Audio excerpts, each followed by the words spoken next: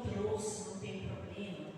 Deixa eu colocar um amigo aqui, porque não dá, né, gente? Ele está investigando, esse próximo vai ficando apertado. Todos acharam? Amém. E não trouxe nada vendo comigo, tá? Só peço que vocês vão vendo comigo. João capítulo 4, versículo 6, fala assim: Estava ali a fonte de Jacó, Jesus, pois cansado do caminho, assentou-se assim junto da fonte. Era isto quase a hora sexta. Veio uma mulher de Samaria tirar água. Disse-lhe Jesus: Dá-me de beber? Porque os seus discípulos tinham ido à cidade comprar comida. Disse-lhe, pois, a mulher samaritana: Como sendo tu judeu, me pedes de beber a mim, que sou mulher samaritana? Porque os judeus não se comunicam com os samaritanos.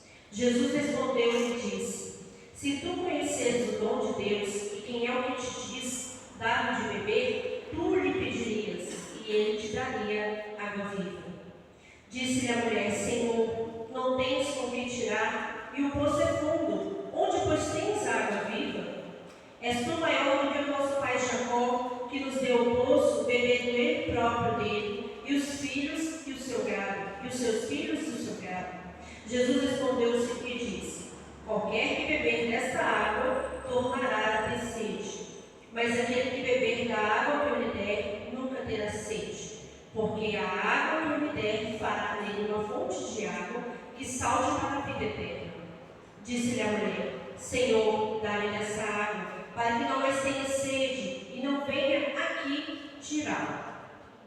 Disse-lhe Jesus: Vai, chama o teu marido e vem cá. A mulher respondeu e disse: Não tenho marido. Disse-lhe Jesus: Disseste bem, não tenho marido, porque tiveste 5 maridos, e o que agora tens não é teu marido. Isso disseste com verdade. Disse-lhe a mulher: Senhor, vejo que és profeta. Amém? Amém. Pode fechar a palavra. Feche os seus olhos. Senhor, meu Deus, meu Pai, neste momento, que as tuas filhas, Senhor, Deus, possam abrir os seus ouvidos, os seus olhos espirituais neste momento. Que qualquer pensamento intrusivo, Senhor, caia por terra. Que elas venham receber aquilo que o Senhor trouxe. Que elas venham sair daqui, Senhor, de forma diferente. Em nome de Jesus. Amém. E graças a Deus. Pode se sentar, irmãos. Eu vou me apresentar novamente. Para quem não me conhece, tive minha mãe e minha filha Simone Gisele. Eu sou Lidiane Tavares, sou formada em psicanálise clínica, também hipnóloga clínica. Também sou formada em análise comportamental e agora capelania. Eu faço parte da Igreja Templo de Deus, no bairro São Luís, Petrolândia, quem conhece aquela região, tem lá uma pessoa que conhece. Né? Eu faço parte lá dessa congregação. E já para começar, eu não sou pastora, não sou missionária, mas vocês vão entender o porquê o Senhor Ele me convida para estar aqui. Qual o sentido disso? Quando eu procurava uma passagem para trazer para vocês, essa passagem da mulher samaritana, juntamente com o meu ofício, me marcou muito e tem uma questão. Porque quando eu olho para essa passagem logo de início, não sei se vocês já conhecem essa passagem, deve ter sido falada aqui, mas eu creio que a palavra do Senhor ela se renova a cada dia. Talvez eu vou trazer de uma forma diferente para vocês hoje, tá? E bem no início, o Senhor se coloca ao lado daquele poço. Ele não vê calor, ele não vê dificuldade, ele só tem certeza de uma coisa: o encontro estava marcado. E hoje eu não vejo só o café, o convite só para o café, muito gostoso no sinal aquele suco, maravilhoso. Mas eu vejo o encontro que foi marcado. Vocês não vieram aqui só para me conhecer. Não. Jesus não teve dificuldade de estar aqui, como ele não teve dificuldade de esperar aquela mulher chegar. Então esse encontro aqui, se você estiver aqui, você foi convidado, não foi um acaso. Só para início da nossa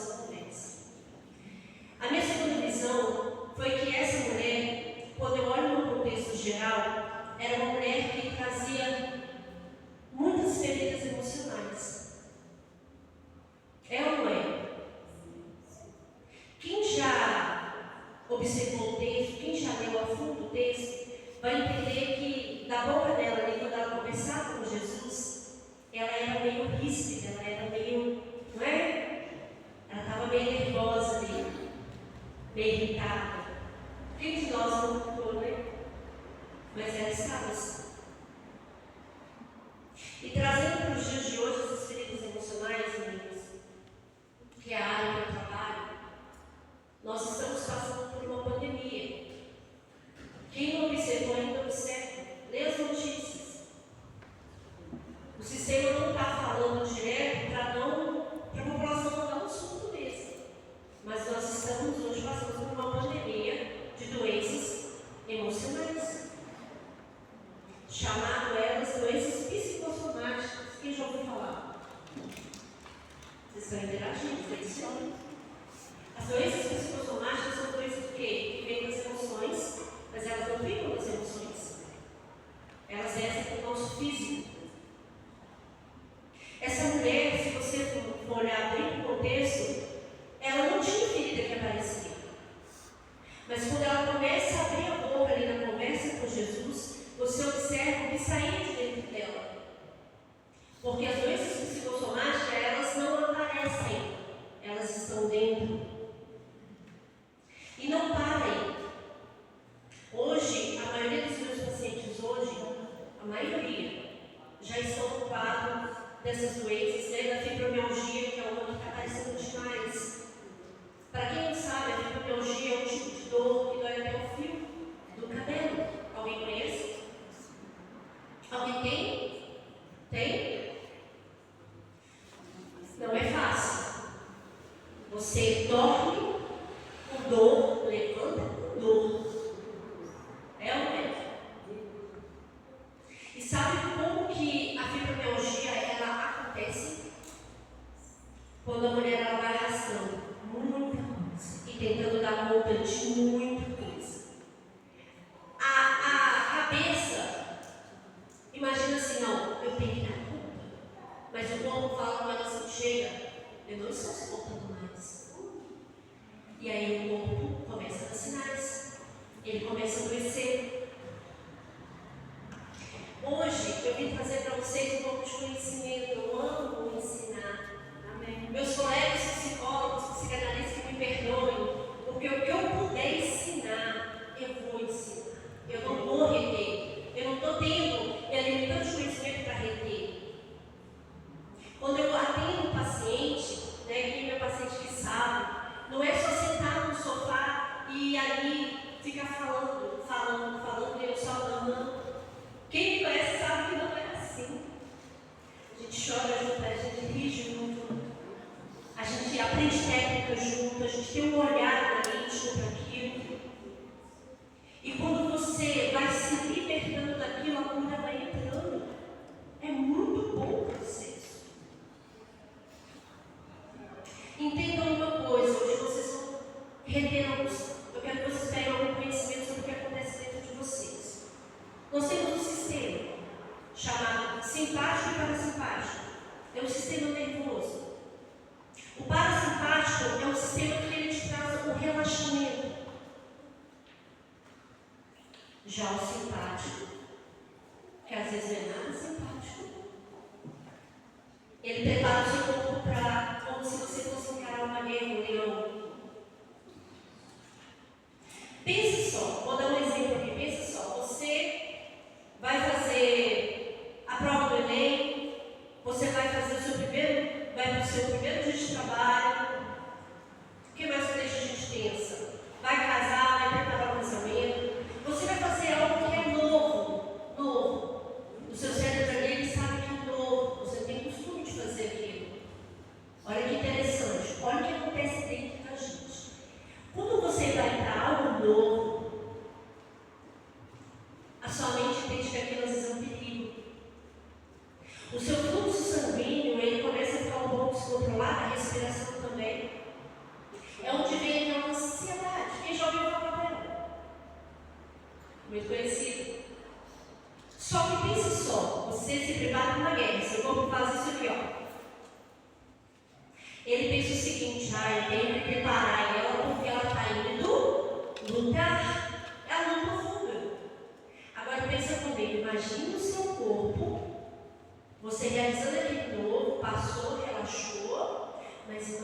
descansando no seu corpo, todos os dias assim.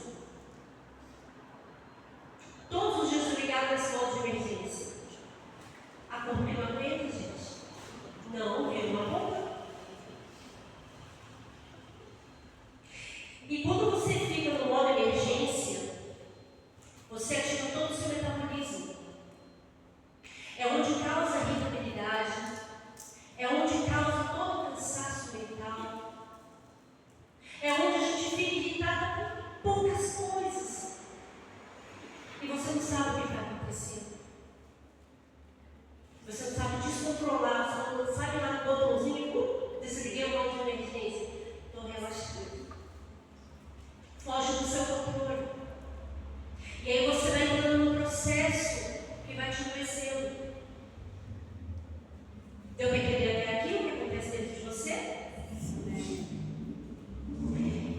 Vocês estão diante de uma pessoa, olha bem para mim.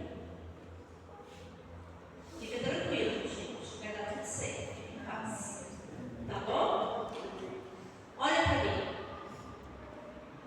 Estão me vendo? Sim. Eu pareço estar bem? Sim. Deixa eu falar para vocês estão diante de uma pessoa que era carregada para o hospital quase todo dia. Ela dava crises convulsivas epiléticas. Eu vou fazer 45 esse mês, tá, gente? Não esquece no dia 20, tá?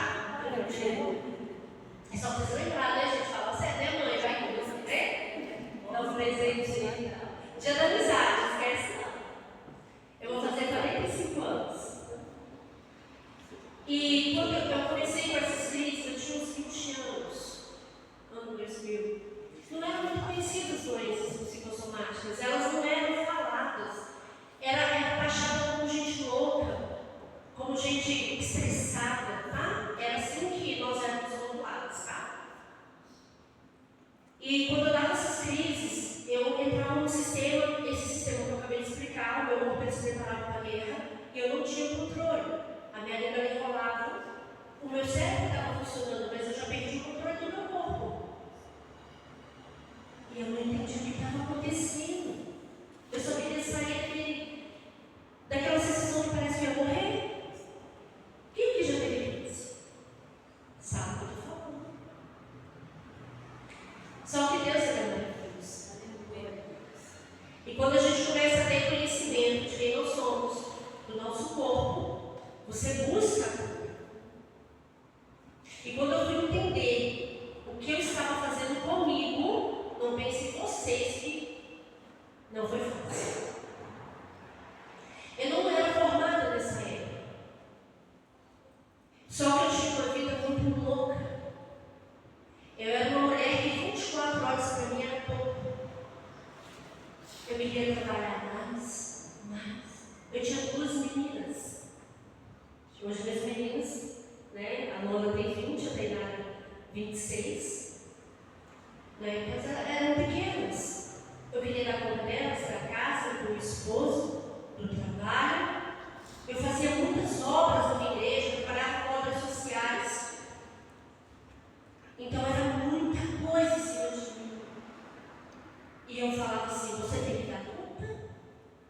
Ué, como assim? Eu falando comigo mesma, tá, meninas? E quando eu entendi que eu estava me matando, o médico chegou para mim uma das crises e falou assim, menina, muito delicado ele, né? Mas eu lembro dele até muito, porque tem coisas que nos marcam, gente. Tem palavras que nos marcam. Ele falou assim, menina, você não tem nada não, viu? SUS, né, gente? A delicadeza. Fizemos exame aqui, não deu nada não. Deixa eu te falar um negócio. Desse jeito, gente, eu amo. Você para com essa vida corrida que você deve, Deus vai morrer, meu filho. Desse jeito. Mas ele falou algo que ficou dentro de mim. E eu falei, Jesus, o que eu estou fazendo comigo? E aí eu descobri uma palavra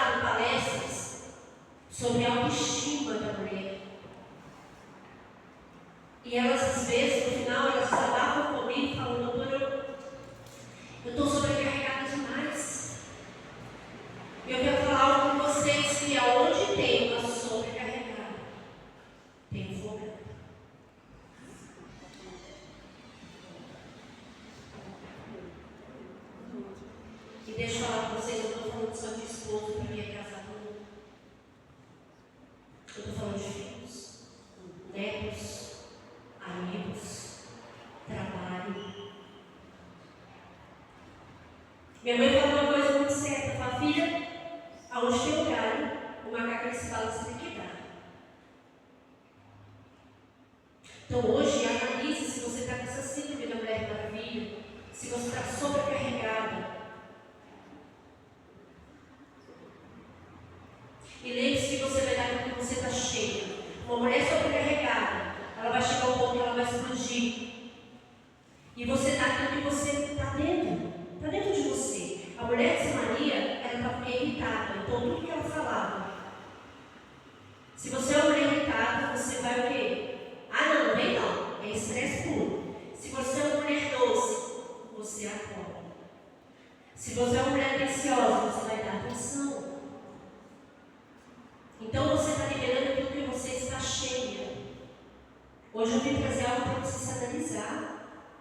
Qual o tempo que a gente tem, gente? Eu sei que isso aqui, ó, isso que está acontecendo aqui, é algo maravilhoso, porque quando nós estamos nos nossos lares, eu duvido que você tenha esse momento de se pôr para pensar. É o tal, mãe, vovó, onde está aí? Sabe, é ou não é? Tá lá no meio, mãe, você já vai sair? É desse jeito, a gente não desespero. E fora a gente que fica aqui, tem aquela roupa lá, viu? Tá, você vai passar uma mãozinha agora ou depois? A própria mente, ela vai te cobrando que você tem que estar em movimento. Antes, para me descansar, eu não aceitava descansar. Eu estava deitada e a mente ficava assim, porque os pensamentos vêm, tá, gente? Você está deitada aí, mas bem, você poderia estar terminando, né? De estender aquela roupa que está na máquina, né? Poderia, os homens vai chegar, com fome, podia estar fazendo um bolinho para eles. Hoje, eu começo com o meu pensamento e falo assim, não, estou exausta. Vou parar com isso, eu cheguei eu atendo em 2 lugares. Tem uma clínica no bairro São Luís e tem outra clínica que eu atendo em Rio Manso, próximo de Confins, não sei se vocês conhecem. E eu cheguei muito exausta. Irmãs, lá eu só lido com suicídio e automutilação. Então vocês imaginam como é que chega a minha cabeça, né? E eu cheguei muito cansada. Só que lá no interior, eu amo comprar as coisas gostosas que tem lá. E o meu esposo e a minha filha já sabem que toda vez que eu chego eu trago algo bom. Só que esse dia eu pedi até umas 9h30 da noite, cheguei em casa quase 11, porque é longe, é 1h30. E eu sentei no sofá e ele sentou-se do lado. Aí ele dava aquelas olhadas, tipo assim, eu sabia o que ele queria, gente, porque a gente conhece o esposo que a gente tem. A minha mente ficava assim, que vem ele vai pedir pra você fazer, porque a gente tem maneira de tomar chá hoje lá em casa, tá? Aí pensava, como você tá com fome? Aí eu digo, aí minha mente ficava assim, que vem ele vai pedir pra você fazer um chá, eu vou mesmo. Aí ele tá assim, não, você tá muito cansada, não tem demais. E aquela cara, gente, é ótimo, né? Demais.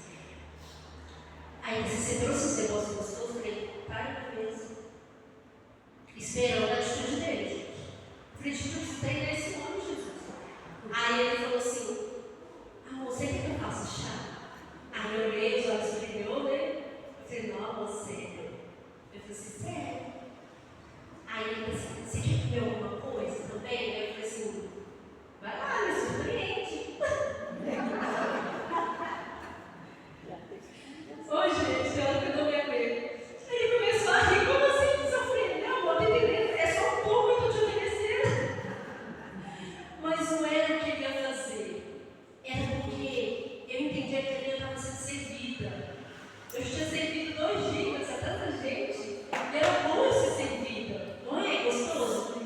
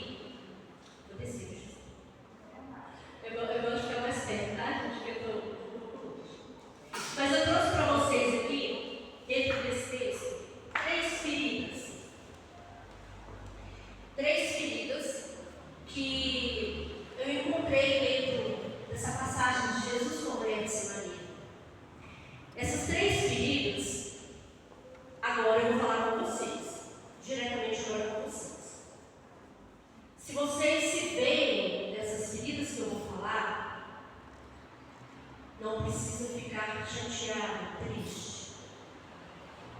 Porque logo que eu falo, eu trago como vai fazer para ser resolvido.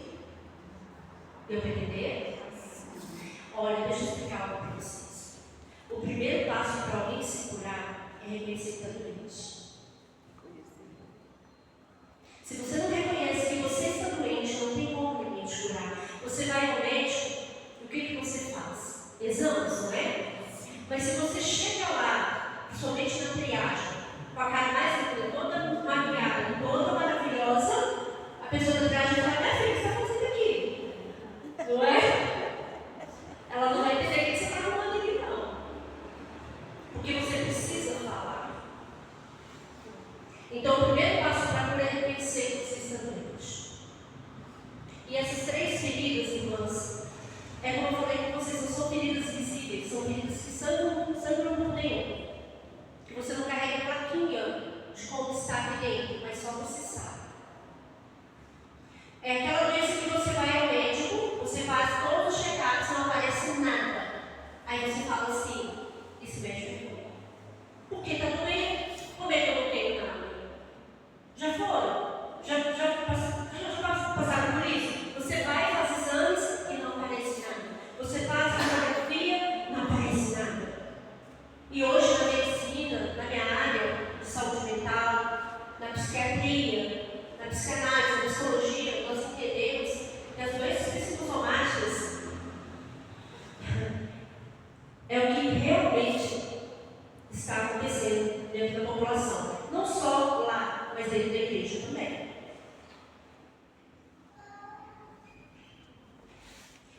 Gisele, eu não te perguntei o tempo, tá? Mas aí você vai. Tá bom? Tá, estão entendendo até aqui? Então, bacana. Então vamos lá. A primeira ferida, que já foi falado aqui, é a crença limitante. O que é crença limitante? É aquilo que você crê como uma verdade, só que te limita. É aquilo que cresce com você observa, você fica ouvindo durante a sua infância, adolescência, chega na vida adulta, você ainda tem aquela crença. Quer um exemplo? Vou te dar um exemplo. Você tem uma família, que na sua família ninguém fez faculdade. E aí a sua mente traz para você o seguinte: ninguém fez faculdade, não tem? Para que você vai fazer? A minha mãe não teve a oportunidade de estudo. Para que eu vou estudar? E aí as oportunidades vão vindo na sua vida e você não pega, porque você não se acha merecedora daquela oportunidade. Você não se acha merecedora. E isso vai te limitando também. A minha avó era muito engraçada. Gente, minha avó é uma piada, já faleceu. Ela falava assim com uma amiga, minha filha: não toma manga com leite, que você vai morrer. Gente, eu cresci no pavor. Até um dia que eu fui na casa de alguém que eu não me recordo, que já fazia tempo isso. A pessoa me deu um suco de manga. E eu amo suco de manga. Só que tinha um detalhe, tinha leite no meio. E aí a pessoa virou e falou: Lídia, você gostou do suco? Eu falei: não, que delícia. É com leite. Aí minha avó na hora veio assim na minha cabeça. Aí eu pensei: vou morrer. Gisele, eu pensei: vou morrer. E eu falei: essa pessoa não me ama, essa pessoa. Gente, sério, eu fiquei assim, senhora, sério, eu fiquei só. A minha avó, só que minha avó só foi vó, vai morrer. Fiquei esperando passar mal, fiquei mesmo. Não morri, eu tô aqui, né? Mas era algo que eu acreditava, sabe? Que era verdade. Só que não deu tempo de falar com a minha avó, porque minha avó morreu. Não deu tempo de falar para ela: avó, é tudo mentira, isso não morre, viu? Não deu tempo, gente. Então, era uma crença que eu levava desde criança. Mas ainda assim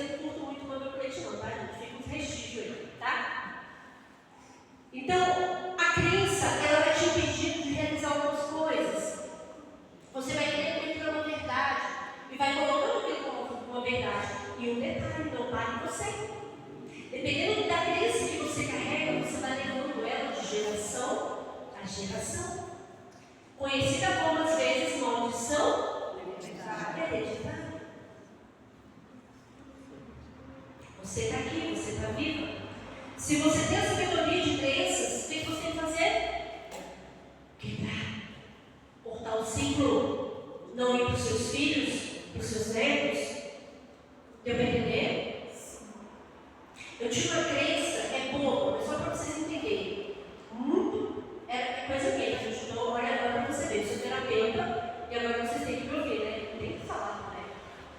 Eu tinha uma crença, eu sou apaixonada por bolo, né?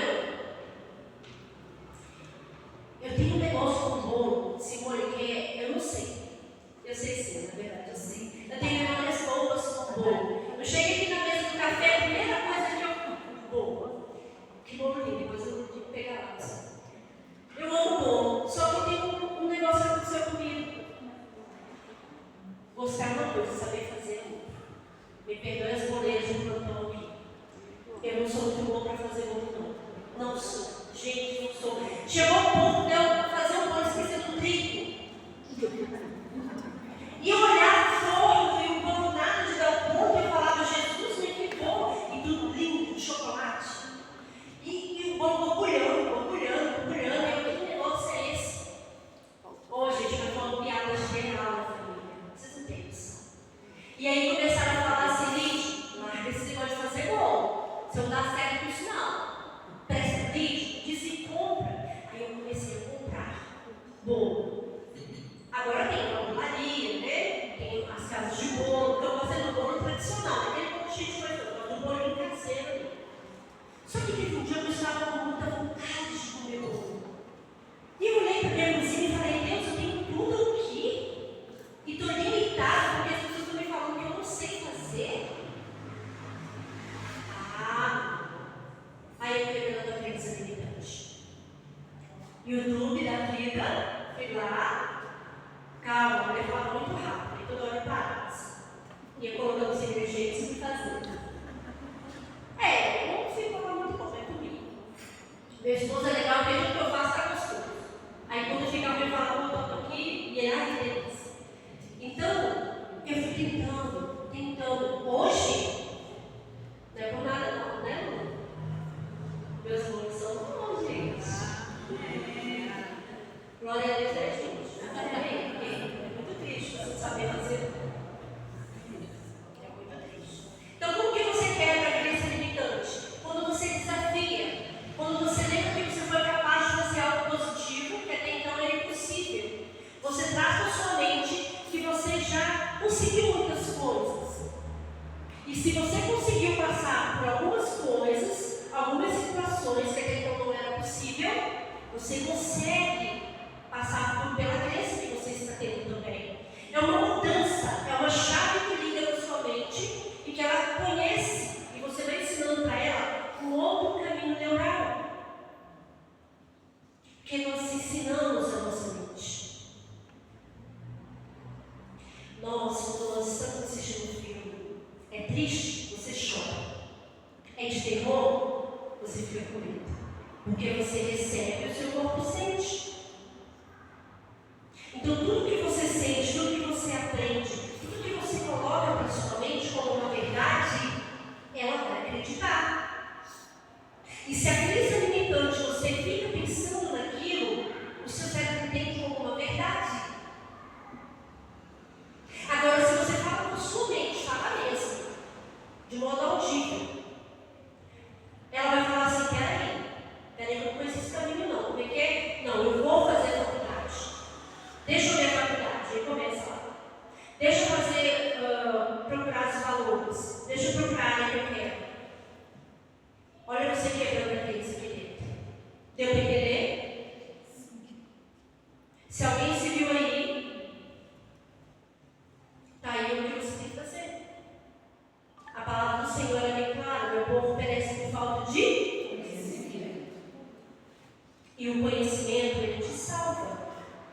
Se você não tem conhecimento, tudo que vier, você vai ter que engolir, porque você não sabe se é verdade.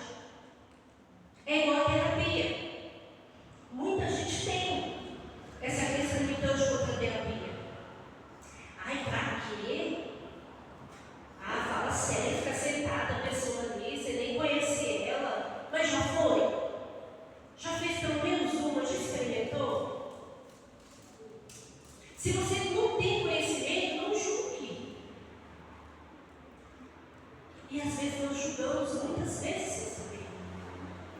E a terapia, irmãs, ela tem curado e salvado muita gente. Quando os meus pacientes com tentativas de suicídio chegam até mim, e eu sei porque quando isso acontece, não é a pessoa que me chama, geralmente é a mãe, né? Geralmente é o pai, ou a irmã, ou algum parente, porque aquela pessoa está em estado depressivo. E eles já tentaram de tudo, mas é uma dor da alma, que aquela pessoa tem que saber, às vezes, nem o que é, nem como lidar. E quando ela chega ali na minha frente, toda machucada, né? Porque ocorre a automutilação, eles tentam, somente entre adolescentes e jovens, muita automutilação. E é verdade aquilo que vocês ouvem. Quando a automutilação ela acontece, é porque ali é gerado tanta dor que eles querem colocar para fora, mas não sabem como. Olha a falta de conhecimento. E no espaço terapêutico eles vão aprender como colocar para fora. Eles vão quebrar essa crença e confiar em alguém. Deu para entender? E aí quando eles começam a se autoconhecer, o Senhor chega e opera e é tudo. Se receber decisão de um paciente, já vai fazer 1 ano e pouco, ele tentou um suicídio, apenas 17 anos. E hoje, quando eu vejo ele namorando, trabalhando, eu falo com ele, eu sou sua mãe, eu estou feliz com você, sentimento de mãe mesmo, sabe? Eu amo muito servir, eu amo muito acolher. E nós viemos para isso, não é verdade? A outra ferida emocional, eu acho que isso vai doer. Vamos lá? Chama dependência emocional. Quando na passagem o Senhor fala com a mulher de Samaria, é verdade, você já teve 5 maridos e o que tem não é seu. O que eu vejo com o olhar, né, com a análise nessa parte da história? É que ela já tinha tentado 5 relacionamentos. Na terapia, o que quer dizer? Ela depositava a felicidade dela na mão do outro.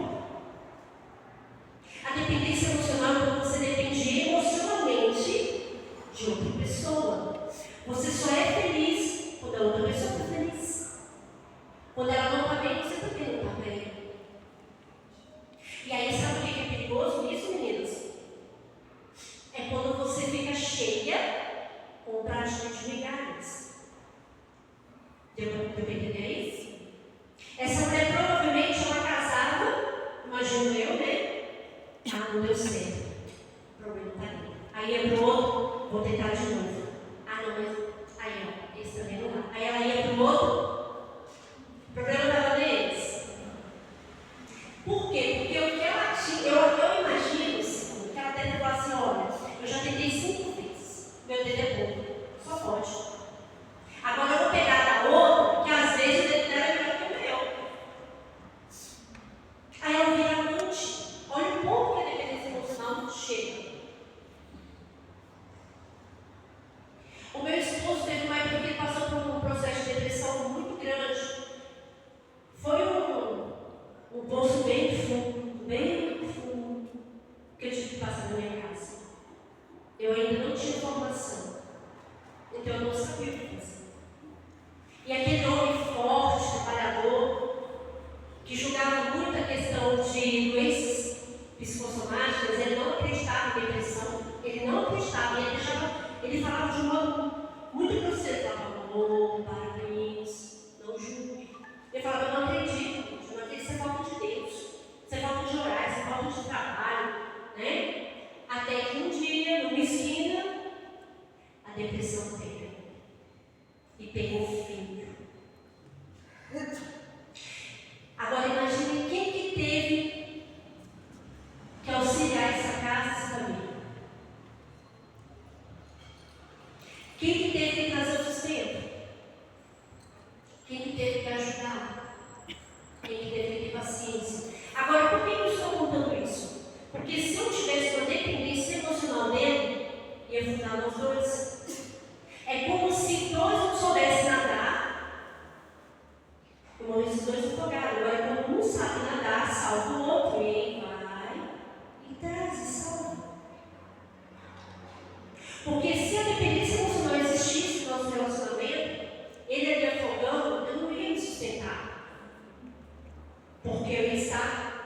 igual ou pior do que ele. Deu para entender? Lídia, por que a dependência emocional acontece? Muito simples. Olha para trás da sua vida. Olha lá na sua infância, busca lá. Na sua adolescência. Teve alguma falta de olhar para você, de carinho, de atenção? Se houve, você trouxe para a vida o quê? A falta. E tudo que tem falta lá atrás vem excesso na pergunta. Eu não vou entrar nisso agora porque é muito profundo, mas só alguns exemplos. A compulsão alimentar é uma falta lá atrás. O excesso de trabalho é uma falta lá atrás.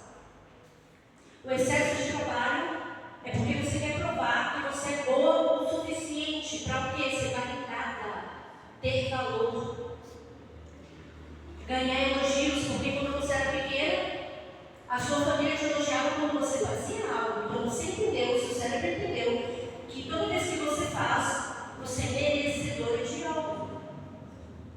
Está vendo como tudo tem um porquê? Tudo tem um porquê. Por que muitas vezes você está conversando com alguém e você lembra da sua infância? Porque marca. Tudo na infância e na adolescência tem um registro muito forte, sabe por quê? Porque seus professores são seus pais. E a sua escola é a sua casa. Tudo que acontece naquele ambiente é registrado. E fica aqui. E dói muitas vezes, machuca as lembranças. Tem gente que não gosta nem de falar da infância. Não gosta. Amém? Amém. Agora vamos saber aquela parte de como melhorar essa dependência emocional. Quem quer saber? Amém. Se não é para você, busque conhecimento e ajuda para as pessoas, tá, gente? Você pode estar representando aqui outras mulheres que você vê que está assim. Ajuda, tá?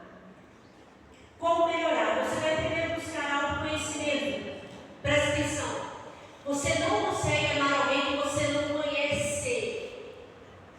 Se eu perguntar para a senhora, a senhora me ama? A senhora me ama? Eu sabia que ela ia falar isso, gente. Eu também te amo em Cristo Jesus. Mas o amar, de amar mesmo, de acolher, só acontece quando você tem intimidade com o outro. E a senhora é a primeira vez que você está me vendo, não é? Pois é. Agora, se nós nos aproximarmos, por exemplo, vai haver o quê? Intimidade? Então, a dependência emocional é uma falta de autoconhecimento. Quem eu sou? Tá, eu sou indiana, tá. Mas, o que eu gosto? O que me machuca? Deixa eu olhar para a minha raiz. Deixa eu ver o que minha raiz está trazendo para mim. O que eu estou arrastando lá de trás? Deixa eu olhar. Mas, Lídia, porque você não conhece minha família, minha filha. Minha família é um tumulto. Olha a imagem dela antes de Jesus, você vê. Você só tinha gente perfeita lá. Não tinha. É nós que vamos ter? Cadê a misericórdia? Você pode mudar o ciclo da sua família. Se você tem vergonha de olhar para trás e olhar a raiz que você está vindo, qual a árvore, né, as raízes ali, qual o fruto que você está sendo, você pode mudar essa história sim. Através das suas escolhas, através do seu autoconhecimento. Amém? Amém. Qual é o seu propósito de vida? Para que você veio? Eu sei que Jesus tinha um propósito aqui conosco, hoje, nessa manhã. Mas por que você veio? O que você está fazendo com você, para você e para as pessoas? Saiba de uma coisa, o propósito, ele só é realizado quando tem alguns que eu vou buscar agora. Envolve pessoas. Propósito sem pessoas não é propósito. Lembre-se quando Jesus ele reunia aquelas pessoas. Ele estava cumprindo o propósito dele. Sempre foi relacionado com pessoas. Lá no seu quarto sozinha, aquilo não é o seu propósito. O isolamento não é o seu propósito. O afastamento não é o seu propósito. Nem do seu filho tem algo errado. Nem do seu amigo, nem do seu parente. Se ele está se isolando. Observe. Amém? Quanto mais você se aproxima de Deus, mais você se conhece. Quando a mulher samaritana ela se aproximava de Jesus, olha que interessante. Jesus sabia quem ela era, Jesus sabia o que ia acontecer com ela, não sabia? Mas quanto mais ela se aproximava, mais ela criava o quê? Intimidade com Jesus. Mas ela se conhecia até o ponto de vomitar tudo. Então, quanto mais você tem intimidade com Jesus, quanto mais você se aproxima dele, quanto mais você ora. E orar é terapêutico, viu, irmãos? Fica a dica aí, tá? Orar é terapêutico. Orar cura. Já foi provado, tá? Então, quanto mais você se aproxima de Cristo, mais você se liberta. E dependência emocional é algo que tem tirado a paz de muita mulher, muito homem. Vocês estão vendo aí o feminicídio acontecendo direto. Isso é uma dependência emocional. Mal curada, mal tratada, né? E a última, que eu acho que é uma das mais pedidas, mas eu não gosto muito de falar, eu vou precisar. É a ansiedade e a depressão. Eu que trabalho no saúde mental, eu não posso pular esses coisas. Não posso, porque é o que eu me dou todos os dias. Quem é ansiosa? Levanta a mão para mim. Um pouquinho? É? Vamos ver. O que é ansiedade? Ansiedade é algo que faz parte das nossas emoções. Entenda uma coisa, o Senhor ele não errou quando fez as emoções, tá? Ai, Lidiane, Jesus não está olhando porque eu estou tão ansiosa. Ei, faz parte. Eu estou aqui para desconstruir algumas coisas. Pare de lutar contra a ansiedade. Você vai perder essa luta. A ansiedade não veio para te matar. Ela veio para te avisar de alguma coisa. É como quando você faz uma compra lá na Shopee, da Shein, no Mercado Livre, que eles vêm te pegar uma encomenda. Já percebeu? Aí quando você não está em casa, o que eles fazem? Eles voltam, vai de novo, te liga, né? Até te encontrar. Por quê? Porque quer te entregar uma encomenda. E quando você não recebe a encomenda da ansiedade, ela vai te cutucando. Ela vai te cutucando. Até você receber a encomenda, abrir a caixa, ver o que está lá dentro. Ah, eu preciso resolver isso aqui, né?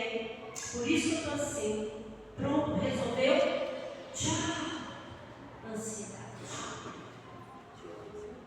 Deu para entender aí? Que a ansiedade ela não é má, ela não é do diabo. Jesus ele é perfeito, ele não ia errar em nada. Mas tem gente brigando, porque não quer olhar para aquilo que tem que ser visto, porque dói, porque é chato, porque não quer resolver. Até que esse tipo de pessoa chega ao ponto que eu já não gosto muito, que é quando chega para mim a depressão, porque o excesso de ansiedade mal resolvido, ela não fica só. Aí a pessoa ela vai tendo alguns indícios de depressão. A mulher de Samaria, não sei se vocês observaram, ela ia pegar água no sol de meio-dia. Sendo que ali é no deserto, e para quem entende um pouco de deserto, são altas temperaturas e baixas temperaturas, num dia só. E por que aquela mulher ia buscar água justamente no horário mais quente? Porque ela não queria relacionamento. Ela não queria ver ninguém. Ela não queria encontrar com ninguém. Ela não queria falar com ninguém. Isso na depressão é um dos primeiros indícios que tem. Já percebeu? Já conhece alguém que tem depressão que já teve? A pessoa vai se isolando porque ela quer ficar o quê? Sozinha. Com a dor dela. Não quer falar com ninguém. Ela fica irritada.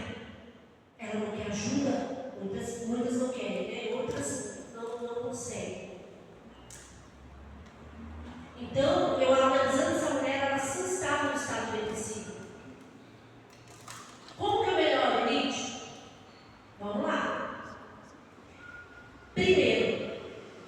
Você vai buscar ajuda psiquiátrica, no caso da depressão. Da ansiedade, você resolver aquilo que está incomodando. A depressão, você vai buscar uma ajuda psiquiátrica, porque vai entrar com medicação, por causa da oscilação de humor que também fica. Depois você vai fazer um check-up geral, que há 10 anos você não faz. Nem tudo é demônio, às vezes é hormônio. E aí você vai dar uma olhada para dentro de você o que está faltando, algum suplemento, alguma coisa que tem falta, às vezes sua alimentação não está legal, o corpo não está todo inflamadinho, e o corpo inflamado, a mente também fica. E aí você vai colocando exercício físico dentro da sua rotina, e não tem desculpa porque eu estou fazendo pilates, e se eu posso, vocês também pode. Porque dói demais. Agora já não tem dói, mas no início é muito difícil. Eu fico sentada muitas horas, né, às vezes 8, 9 horas. Então a coluna estava só pela misericórdia. E hoje já estou bem melhor, graças a Deus. Então você vai fazer exercícios físicos e vai buscar uma ajuda terapêutica. Não posso te falar, né, gente? Por favor, né? E aí você vai melhorando. Não precisa você ficar triste, para mim não tem jeito. Tem sim, eu vou trazendo aqui que tem jeito. E não é porque eu estou falando, é porque eu vivo um processo. Eu vejo o processo antes e depois de cada paciente que chega para mim. Deu para entender? Entendeu? Alguma dúvida, meninas? E para finalizar, eu dei o que quiser, vai falando, tá tranquilo? E para finalizar, eu quero que vocês entendam algo. Aquela mulher de Samaria, para ela ser curada, totalmente curada, ela precisou fazer algo. Ela precisou botar para fora tudo que estava sangrando, tudo que estava dentro. A água suja estava tomando conta daquela mulher. E sabe por que muitas vezes você vem no culto, ou você vai em algo tão bom e sai de lá tão triste? Não é estranho? Pensa comigo. Jesus fala que Ele é água viva e você vai embora consciente. A palavra dele fala: 20 aninhos que estou cansado, sobrecarregado. E você sai cansado a quem? Não bate. A conta dele não fecha. E por que isso acontece? Desde um tempo, louvor é maravilhoso, a palavra é maravilhosa, mas eu saio da mesma forma que alimento e me dá até vergonha. É porque você já entra cheia. Você já chega aqui, ó, no topo. E quando você entra cheio das coisas do mundo, as coisas materiais, as feridas abertas, você não consegue receber a água viva, que é através da palavra do louvor, não é? A gente vai sentindo. Essas feridas ainda estão abertas. Só que quando você fala, você vai ser curado. Jesus não tocou na mulher. Não tocou. Em nenhum momento a palavra fala que ele tocou nela. Ele fez uma libertação dela. Ele só ouviu. Ele deu atenção para ela. E quantas vezes vocês querem essa atenção, vocês querem esse olhar, e vocês não têm. De dentro de casa mesmo. É como se vocês estivessem invisíveis dentro de um lar. E tem muitas mulheres assim. Eu quero dizer para vocês que vocês não precisam ficar dependentes de ninguém para ser curadas. Não fiquem nessa dependência mais. Analise, se resolvam. A cura está através de vocês mesmos, mas vocês precisam querer, né? Jesus não invade o coração de ninguém. Vocês têm que abrir a porta para que Ele entre. Não é verdade?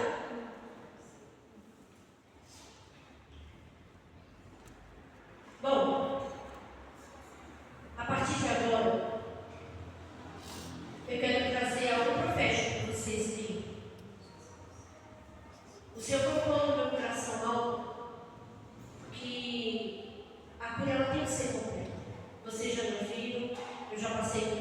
sempre, já passei exemplos. Isso aqui que eu falo com vocês, eu falo no consultório, tá? Pode colocar um para mim, disso. Então hoje vocês pegaram pérolas. Claro que superficialmente, né? Não dá para